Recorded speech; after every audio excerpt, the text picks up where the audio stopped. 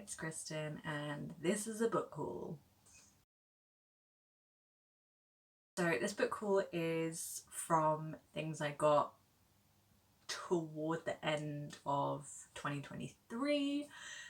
It's broken into 3 parts. There's some stuff that my sister gave me that she was unhauling from her shelves. There's a couple of books that I bought myself, and then there's a couple of books that I got for Christmas. So let's do the ones my sister gave me first, because that's what I got first. So we have His Only Wife by Peace Adzomedi, and this was something that my sister just thought wasn't really her kind of thing. She's not super into literary fiction, but I am more so she thought I might want it. So we follow our main character, Afi, who is a bright young seamstress from a small town in Ghana, and her family have convinced her to have an arranged marriage with this guy who's a wealthy businessman. And so she moves to go be with him, to marry him. But it says her fairy tale ending might not be all that she had hoped for. And so this is just her adjusting to her new life. I think it's going to be very character focused on our main character and her maybe finding herself, finding things out about herself. It says, a life-affirming must-read novel about a young woman's search for independence in a man's world and the rules she might just have to break along the way. I thought that sounded interesting, so I took it from my sister. And then she gave me a bunch of thrillers. I'm not a huge thriller reader, but I do like to have a thriller to go to every now and then. I tend to read thrillers more quickly, and a lot of times when readathons come along, there's some sort of thriller or crime prompt in the ones that I seem to be doing, and I then don't have thrillers on my shelves to go to, so I thought I'd take these so that I do have them. So first of all, we have The Apartment Upstairs by Leslie Cara. We have a woman called Scarlett. Her aunt was murdered in the apartment upstairs, and Scarlett is determined that life should return to some normalcy. After all, this is her home and she's safe in her apartment if she forgets about the fact that her aunt was murdered upstairs. Dee is busy balancing her job as a funeral director with organising an event to mark the disappearance of her best friend 10 years ago. So she's got enough on her plate without worrying about threatening messages that are appearing on her company's Facebook page. When Scarlett approaches Dee about planning her aunt's funeral, an unexpected link emerges between them. Together, the two women can uncover secrets that have long been buried, even while someone wants them to stop digging. This sounds like it could be a fun, quick read. I prefer thrillers that are centering around female characters, and I prefer thrillers written by women, so I think all of these are written by women, so that's cool. So yeah, got that one. Then we have an almost similarly named one, The Paris Apartment, lots of apartments. This is by Lucy Foley. This I've heard quite a lot about. It seems to have pretty decent reviews, seems to be pretty well received in general. I have read The Guest List by Lucy Foley and enjoyed it well enough, so I thought I'd give this one a go. It just says, in an old apartment block deep in the back streets of Paris, secrets are stirring behind every resident's door. The lonely wife, the party animal, the curtain twitcher, the secret lover, the watchful caretaker, the unwanted guest. There was a murder here last night, but who holds the key to the mystery of apartment 3? I love a murder mystery. Love when it's centered in like one location. Like in The Guest List, everyone was secluded on the island. In this one, we have the apartment that's the focus. So yeah, I've heard a lot about it and I'm interested to see what I think. Then we have If I Tell by Jill Perdue. And this says, a girl covered in blood, her missing stepfather, and 2 detectives racing against time.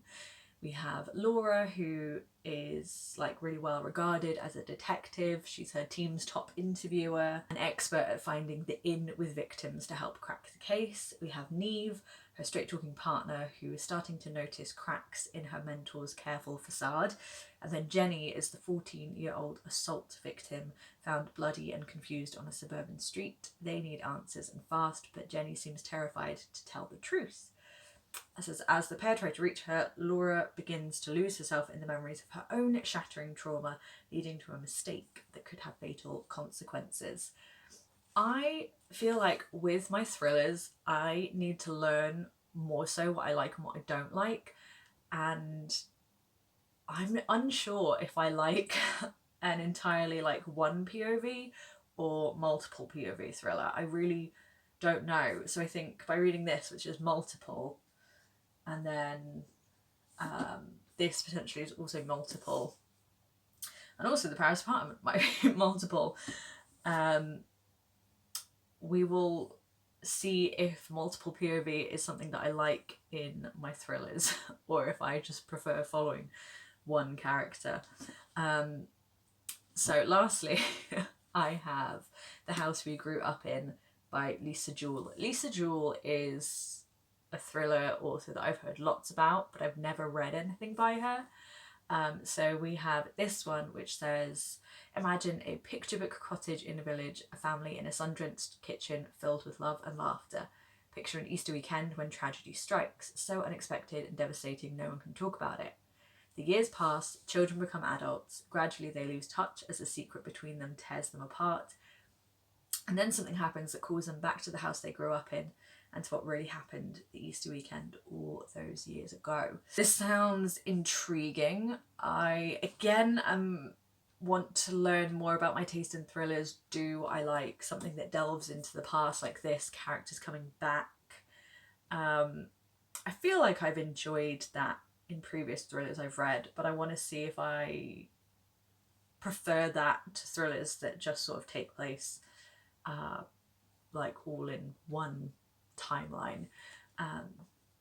So yeah, I think I'm going to use these to sort of discern my taste in thrillers and work out what I really like in a thriller, because I've read a few 4-star thrillers in the past, but a lot of thrillers I read are just like 3 stars, so I think I need to work on finding out what my preferences in thrillers are, and perhaps these can help with that. Those are all the books that my sister gave me. Then I've got the 3 that I bought myself. We have The Witches of Vardo by Anya Bergman. I was really into witchy books last year, like a witchy book anyway, but I read quite a few witchy books and wanted to read more. So this is set in Norway in 1662, and we have a character called Sigrid, who's a recently widowed woman. She embarks on a doomed affair with the local merchant, and after that she is sent to the fortress of Vardo to be tried as a witch. So Sigrid's daughter Ingeborg sets off into the wilderness to rescue her mother. Accompanying her on this quest is Maren, whose wild nature and unconquerable spirit gives her the courage to risk all she has to save her family. Also captive in the fortress is Anna Rodius, once the King of Denmark's mistress, who has been sent in disgrace to the island of Vardo. What will she do, and who will she betray to return to her privileged life at court? In an age weighted against them, these witches of Vardo refuse to be victims. They will have justice. All they need to do is show their power. Very excited to read this. I love a historical book centered on women, women finding their power within themselves, within a sisterhood. Relationships between women in families is something that is also very appealing to me in books. I'm very excited to get to this one. And then we have The Dragon Republic and The Burning God by R.F. Kuang. These are the sequels to The Poppy War. I read The Poppy War a couple of years ago, really enjoyed it, always meant to pick up the sequels and then just like never got round to it. So I thought, I'm just gonna buy them, have them on my shelves, then I can read the series and finally finally know everything that happens.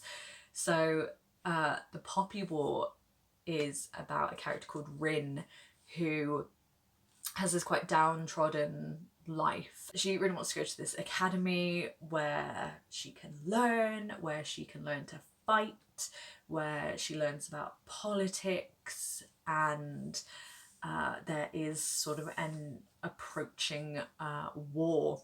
So she learns things around wartime and what that means for her country and her personally, and what she will have to do. It's quite dark. It's about her sort of discovering potential power that she didn't know she had.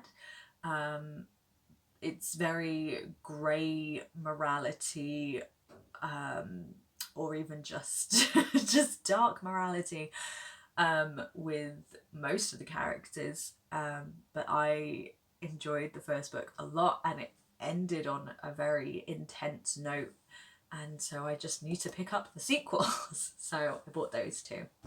And then lastly, the books I got for Christmas. My parents bought me Ghosts, the Button House Archives. This is sort of an accompaniment, this is the official companion to the hit TV series. So there's a BBC TV series called Ghosts, which is a comedy about this woman who moves into this house with her husband. She inherits this big grand house, and she has a near-death experience where she sort of hits her head, and when she wakes up and comes back to the house, she can see ghosts. She can see the past residents from the area within the house and the grounds. So the ghosts range from like a caveman to plague victims. We have people from the 15, 16, 17, 18, 1900s.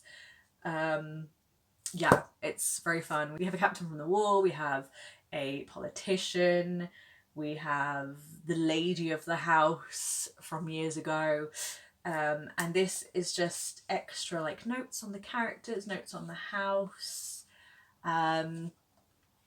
We have like letters written by the characters, and like the history of them, really.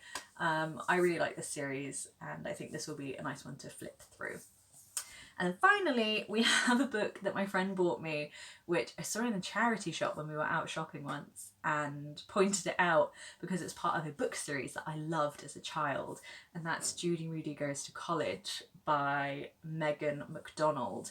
And I had, I think, 5 Judy Moody books when I was younger, and then by the time any more came out, I'd sort of grown out of them, reached the age where they weren't really for me anymore, but I have such a fondness for them. I read these books so many times when I was a kid. We saw this one and I was like, I've never heard of this one. This is obviously a newer one, probably not that new. 2009, so not that new at all, but past the point where I was reading them. And I was like, wow! And then it turns out my friend bought it for me and gave it to me for Christmas, which was such a fun little surprise. And now I think I'm gonna have to reread them and hope that I still like them.